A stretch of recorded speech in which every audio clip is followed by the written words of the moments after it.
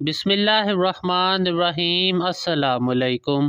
Hulagu Khan کی تاریخ پیدائش 15 اکتوبر 1218 ہے اور اس کی تاریخ موت 1265 ہے۔ ہلاکو خان دنیا کا ظالم وحشی ترین انسان تھا۔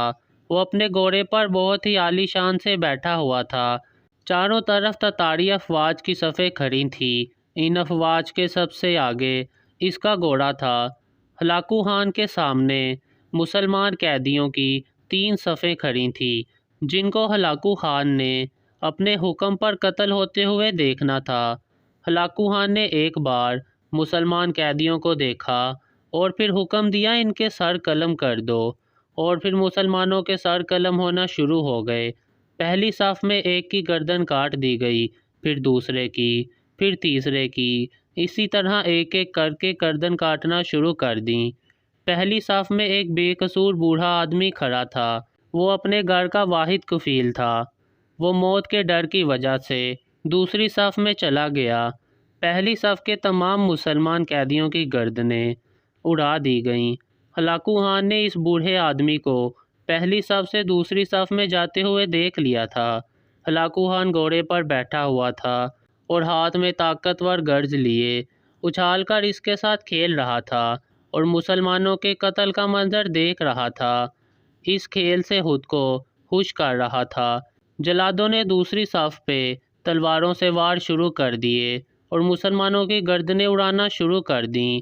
جلاد تلوار چلا رہے تھے اور خون کے فوارے اچھل اچھل کر زمین پر گر رہے تھے۔ بوڑھے آدمی نے جب دیکھا کہ دوسری صف کے لوگوں کی گردنیں کٹ رہی ہیں، وہ بھاگ کر تیسری صف میں کھڑا ہو گیا۔ ہلاکو خان کی نظر اسی بوڑھے آدمی پر تھی۔ ہلاکو خان دل میں سوچنے لگا کہ تیسری صف آخری ہے، اس کے بعد یہ کہاں چھپنے کی کوشش کرے گا؟ اس بیوقوف بوڑھے کو مجھ سے کون بچا سکتا ہے؟ اب تیسری صف میں مسلمان قیدیوں کی گردنیں ہوا میں لہرانا شروع ہو گئیں۔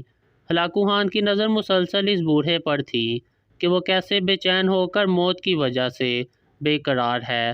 تیسری صف میں مسلمانوں کی گردنیں گر رہی تھیں۔ آخرکار جلاد اس بوڑھے آدمی کے پاس پہنچا اور اس کی گردن کاٹنے لگا۔ ابھی وہ گردن کاٹنے ہی لگا تھا کہ آواز آئی، رک جاؤ۔ ہلاکو خان زور سے بولا، ابھی اس کو کچھ نہ کہو۔ ہلاکو خان نے اس بوڑھے آدمی سے کہا، پہلے تو پہلی صف سے دوسری صف میں اور پھر دوسری صف سے تیسری صف میں گیا، اب بتا تو کدھر جائے گا؟ تجھ کو مجھ سے اب کون بچا سکتا ہے؟ بوڑھا آدمی کہنے لگا، میں پہلی صف سے دوسری صف میں پھر تیسری صف میں اس لیے گیا کہ شاید میں بچ جاؤں۔ ہلاکو خان نے گرز کو ہاتھ میں اچھالتے ہوئے کہا، بابا کیسی خام خیالی ہے، یہ کیسی بہکی باتیں کر رہے ہو؟ بھلا تمہیں میری تلوار سے بھی کوئی بچا سکتا ہے؟ اس بوڑھے آدمی نے آسمان کی طرف دیکھتے ہوئے اور اپنے خدا پر جو تمام کائنات کا خالق و مالک ہے یقین کرتے ہوئے کہا کہ میرا رب تمام اختیارات کا خالق و مالک ہے، جو کچھ میرا رب چاہتا ہے وہی ہوتا ہے، اگر اس کا حکم ہوا تو وہ مجھ کو تجھ سے بچا لے گا۔ ہلاکو خان نے بہت تکبر سے کہا کہ وہ تجھ کو کیسے بچا سکتا ہے؟ ہلاکو خان کا بس اتنا ہی کہنا تھا کہ اس کے ہاتھ سے گرز گر پڑا۔ ہلاکو خان چاقو چوبند ہوشیار جنگجو اور چلاک انسان تھا۔ ہلاکو خان نے گھوڑے کے اوپر بیٹھے بیٹھے گرے ہوئے گرز کو اٹھانے کے لیے خود کو جھکایا کہ گرز کو زمین پر گرنے سے پہلے ہی ہوا میں پکڑ لے۔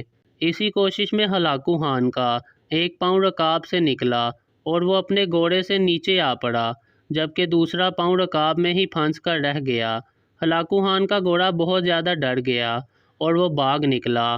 ہلاکو خان نے خود کو بچانے کے لیے بہت کوشش کی۔ اس کی فوج بھی گھوڑے کو پکڑنے کے لیے پیچھے دوڑی، لیکن اس کا گھوڑا بہت زیادہ طاقتور تھا، کسی کے قابو میں نہ آ سکا۔ وہ ہلاکو خان کو پتھروں میں گھسیٹ گھسیٹ کر بھاگتا رہا۔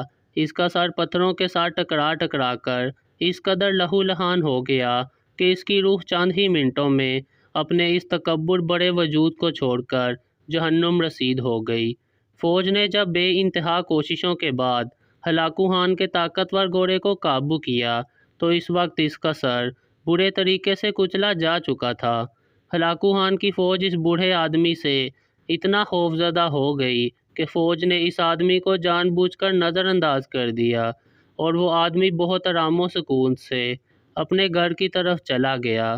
مظلوم کی آہ سے ڈرنا چاہیے، کیونکہ جب وہ اللہ پر یقین سے رجوع کرتا ہے تو قبولیت بہت دور سے اس کا استقبال کرنے آتی ہے۔